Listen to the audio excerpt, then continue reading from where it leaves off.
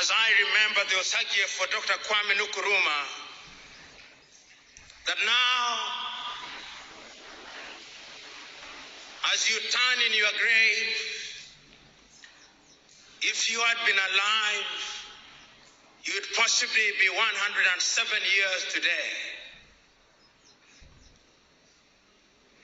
But your people, some of them, in their lack of wisdom, chose to remove you from power.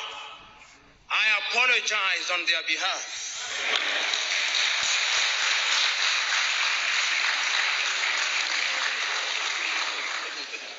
They gave you only a few years to be present in this world. And during those few years that you are present in this world, you shook not only Ghana but Africa so very fundamentally that although your mortal remains were interred, your spirit is alive and well. And it's that spirit that occupies our minds and hearts today as we remind ourselves that the only way in which Africa will realize our potential is through the path of unity. I know as you lie in your grave, Great Osagyefo, there is a sense in which, in a manner so completely invisible to us, you are turning uncomfortably and weeping uncontrollably because your continent is bleeding. It is bleeding in every corner. In our heart, in the Congo, she bleeds. That country that is so rich is yet the poorest nation in Africa. But it does not stop bleeding only in the Congo. It also bleeds in our own in Somalia. That country which could be very rich is only famous for the wrong things. Men killing men for no reason. But it doesn't stop bleeding there. It is also bleeding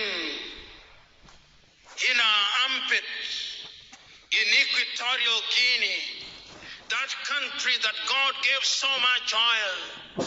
That oil was long captured by one family, and they are using it for their benefit to the detriment of their people. And it doesn't stop bleeding there.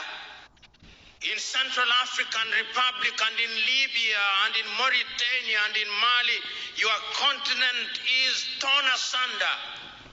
And we who have gathered here today are asking ourselves the fundamental question: what must we do to save Africa?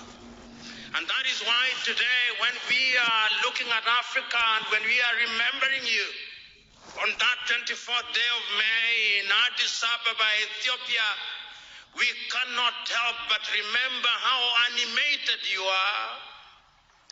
We cannot help but remember that what you saw 50 years ago is turning out to be as evergreen as when you spoke them.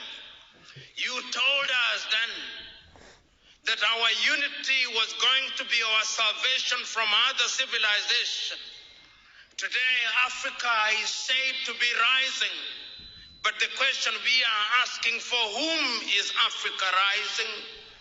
Today, the minerals in our belly are being exploited, Osagyefo. The uranium in Niger is being taken away from France to France. The manganese in Ghana, in your own country, is being taken away. Even the cocoa which you must have consumed as a young man is taken away in the same manner that God made it to be converted into something in Switzerland. Your people have not learned to add value to it. They have an apology for a factory in Takoradi, but it does very little, Osagiefo. In other words, there is a lot to be done. We can hear you telling us that we need to have free movement of goods and services in this continent. I can now inform you that when they met on the 27th day of July in Kigali, Rwanda, they created a passport, but that passport is only known to the president. The people of Africa have no idea what it is.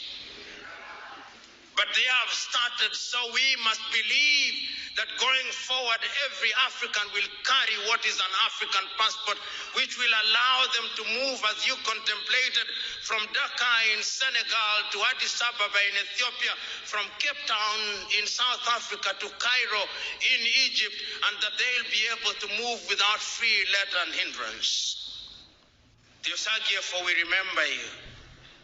But we also remind ourselves that when we talk about unity, we are not saying that we should strike down our traditional institutions. We are simply saying that our traditional institution must be integrated in our modern scheme of doing things.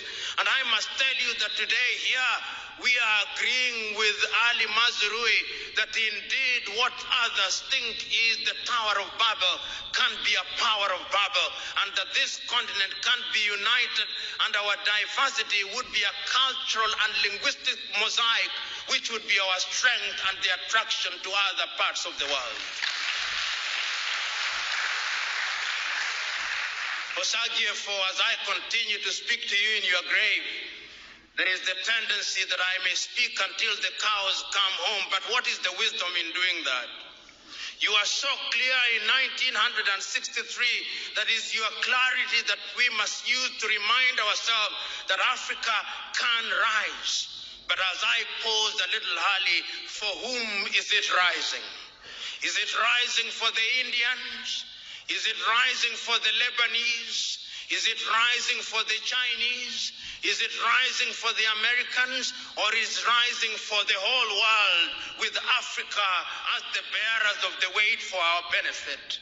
We want to live in a continent where we are respected, but we know that it's only through unity, and we believe that the academics will carry their weight so that our education has its value.